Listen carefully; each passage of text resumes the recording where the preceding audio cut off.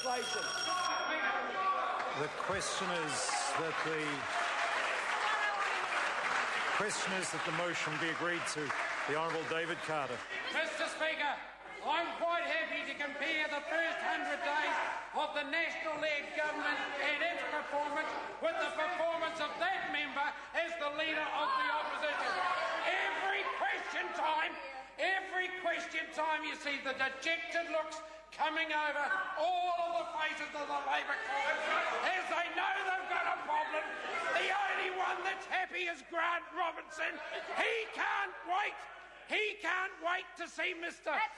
Shearer take another question in the House because it's only a matter of time, Mr. Speaker. It's only a matter of time. Mr. Robertson's knocking close on the door. But, Mr. Speaker, today I want to talk about the New Zealand primary sector and its contribution to the economy. Because, Mr. Speaker, what we see with the huge performance of the whole of the primary sector, it makes a contribution of 72% of export earnings. And I want to compare what National does with the primary sector with what those guys on the Labor opposition did, because it was David Lange who called agriculture a sunset industry, and the Labor opposition still considers black agriculture a sunset industry. It is the very saviour of the New Zealand economy, Mr. Speaker. And I want to take the opportunity to talk about what National has done for the primary sector.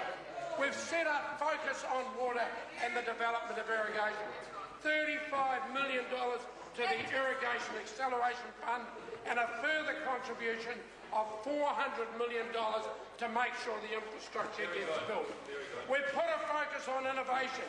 We now have over $500 million worth of investment in primary sector research through the Primary Growth Partnership, Mr. Speaker. We have led the world with the Global Research Alliance Initiative, and we are recognised right throughout the world as making real attempts to find solutions to the global greenhouse gas emissions from agriculture. Mr. Speaker, we've streamlined the RMA. Only yesterday in the House we were making sure we got the rental system right for the high country leases. We've invested around $450 million in rural infrastructure, including broadband, Mr. Speaker. We've doubled the infringement fine for people breaching biosecurity at the borders. We've brought through a TV strategy committing $30 million each year for the next 5 years, Mr. Speaker.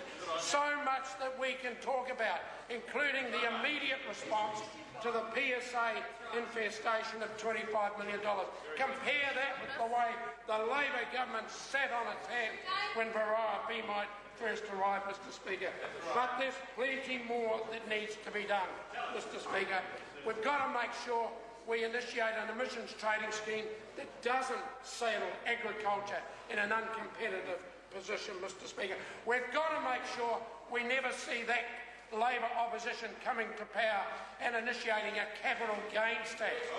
We've got to make sure we never see a Labor government coming into power fiddling with the Reserve Bank Act, Mr. Speaker, and driving up interest rates, because the confidence of New Zealand farmers has never been higher, and one of the reasons for that, Mr. Speaker, is today, because of the fiscal responsibility of this National-led government, we deliver the lowest interest rates we've seen for the last 40 years, Mr. Speaker. So out there in rural New Zealand, there is a level of confidence. That confidence is delivering right throughout the New Zealand economy, Mr. Speaker, and the rural hinterland of this country knows the value of a sympathetic government that understands its concerns. The last thing it ever wants to see, Mr. Speaker, is the election of a Labor Greens government, because that will mean that irrigation won't get developed. The Greens even talked about putting a tax on water. It'll certainly mean that with the expenditure of any proposals the Labor opposition make, interest rates would increase and increase markedly, Mr. Speaker.